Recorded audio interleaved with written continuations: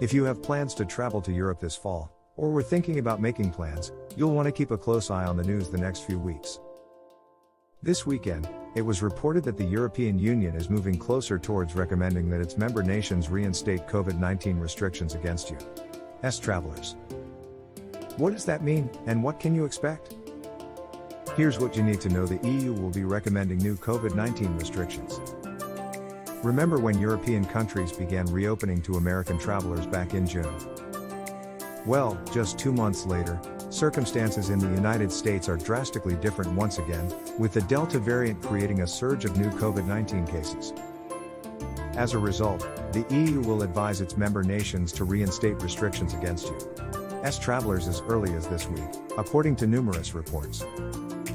The idea of new restrictions isn't a surprise, given the rising COVID-19 numbers and the fact that the United States has remained closed to European travelers, even if they're fully vaccinated. Each individual country will make their own decision and rules.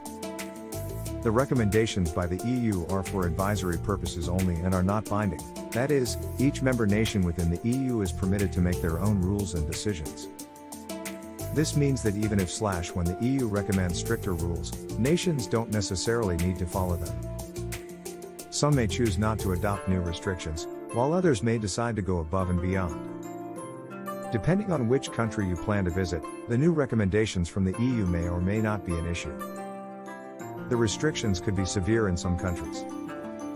If the reports are accurate, the EU will be recommending a halt to all non-essential travel to Europe, which, if adopted by a country, would eliminate tourism with one stroke of a pen until further notice. Alternatively, a country could decide to allow tourism but set up much tougher hurdles, such as pre-arrival testing, vaccination requirements, quarantines, etc. Of course, a country could decide to do nothing, although external pressure and the rise of COVID-19 cases worldwide might make that the unlikeliest of scenarios. Most European countries already have rules in place. France, for example, already instituted a health pass system earlier this summer, and many countries already require proof of vaccination and pre-arrival tests. In this way, it remains to be seen how things will change.